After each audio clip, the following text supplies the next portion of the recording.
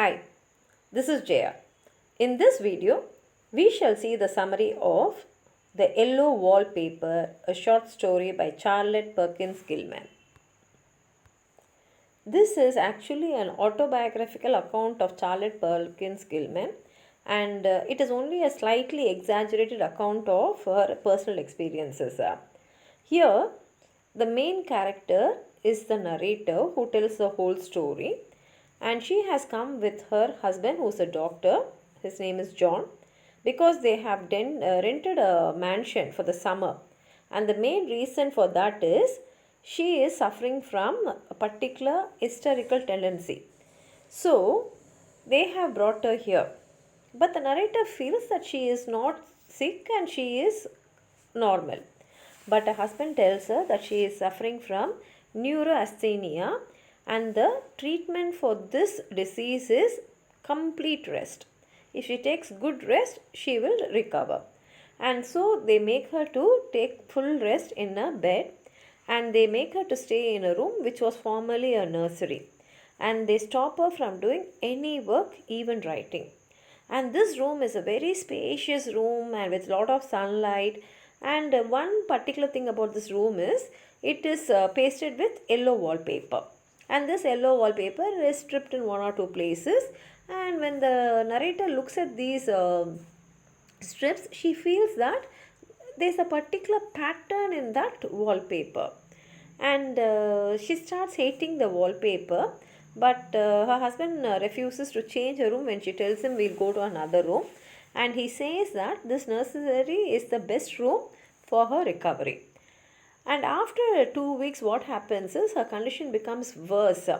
And she has a feeling that she is very anxious and also tired, and she does not even have any energy to write secretly also, because without her husband's knowledge she had the habit of writing, but as the days pass she loses that energy even to write.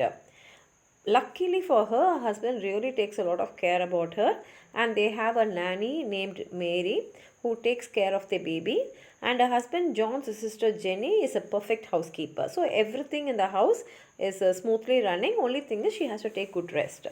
But thing is, her irritation with that wallpaper keeps on growing, and as she keeps on looking at the wallpaper, she starts feeling that there are certain patterns behind the wallpaper. Sometimes she sees bulbous eyes, big eyes, broken necks, and she can also see a faint image of a sulking figure which is so bored being caught behind the wallpaper, and all these patterns she is able to see on the wallpaper. And as days pass, she becomes more and more anxious and more depressed, because she is able to find some patterns in the wallpaper. Now this wallpaper keeps on stimulating her, and she spends majority of her time studying the confusing patterns which she is able to see on the wallpaper. And she is very sure that there is someone doing certain movements which is like gymnastics for her. And the figure behind that wallpaper is stooping down and creeping around behind the wallpaper, and this becomes clearer each day by day. And it goes to that extent that even in the night, in the moonlight, she is able to clearly see a figure of a woman which is trapped behind bars in that wallpaper. Now what happens is she tries to convince John to leave the house for a visit with relatives, so that she'll be alone without anyone disturbing her, so that she can observe the patterns. But he refuses, and the narrator does not feel comfortable informing him or telling him the truth about her discoveries in the wallpaper. And moreover, she is becoming paranoid that John and Jenny are also interested in the wallpaper, but she is determined that she only will uncover the secrets which is happening behind the wallpaper. And because of this, what happens is her health improves, because her interest in the wallpaper deepens.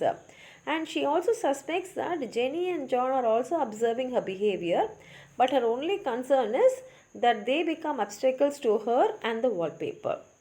And she also begins to notice that this wallpaper's yellow smell has spread over the house, and she has a feeling that this smell is following her everywhere wherever she goes, even when she's going for her rides. And at night, she can see the women in the wallpaper shaking the bars in the pattern violently, and it is so obvious that she's trying to break through them, but she's not able to break free. Now, this swirling pattern has strangled the heads of many women. That is, she can see the images of many women who are trying to break through the wallpaper and come out. And now she starts imagining images where she believes that she has seen the women who's creeping there coming out in the sunlight also. And so she decides to peel off the wallpaper because they are planning to leave the house in 2 days. So she thinks that before she can leave the house, she'll peel the wallpaper and set the people, the many women who are behind the wallpaper, free. And that night what happens is, in order to help the women who's inside the wallpaper, she peels off the wallpaper halfway around the room. And next day when Jenny comes to her room, she is shocked when she sees all the wallpaper torn there. But the narrator convinces her that she stripped the wallpaper because she was so irritated while looking at it. And Jenny is also able to understand the desire to peel off that ugly wallpaper, so she does not tell John anything about it because she feels it's nothing out of the way. It is just a common behavior. When someone is irritated with the wallpaper and having to look at that ugly wallpaper for so many days, maybe that irritation has caused her to tear the paper. And next night what she does is, she locks herself in a room so that no one will disturb her. She starts stripping the wallpaper. And as she is stripping, she can hear shrieks within the wallpaper as she tears it off. And in fact, she even thinks about jumping out of the window, but the bars of the window prevent her from jumping. Now she is afraid, since she has stripped most of the wallpaper out, whether all the women who are trapped inside will creep outside of the house. And in the morning what happens is, the narrator has peeled off all the wallpaper and she has begun to creep around the perimeter of the room. That is, she starts moving around the room, creeping down like a small child, and she moves along the wall of the room. And when her husband comes there, he is not able to enter the room because she has locked inside. He tries knocking and calling her, but she does not open, so he breaks open the room, and when he comes inside, the narrator is not able to recognize him because she is totally out of her senses. And she informs him that she has peeled off most of the wallpaper and hereafter no one can put her back inside the wall. So now we understand that so long she has seen herself inside the wallpaper and she has felt that she is being trapped inside a bar from which she was trying to break herself free. And hearing this, John faints, but the narrator continues creeping around the room over him, and she ends the story here. But luckily, though the writer herself was affected by this disease, she was able to come out of it and now she is normal. And she wrote this story only with the intention of helping the people who are suffering from the same disease and who are told to take complete rest and who are told that they will become mentally sick. And this is only to give the others confidence. She has written the story, and it's also said that this story has helped many people who expressed that they got cured from the disease, and this story is a real motivation for many.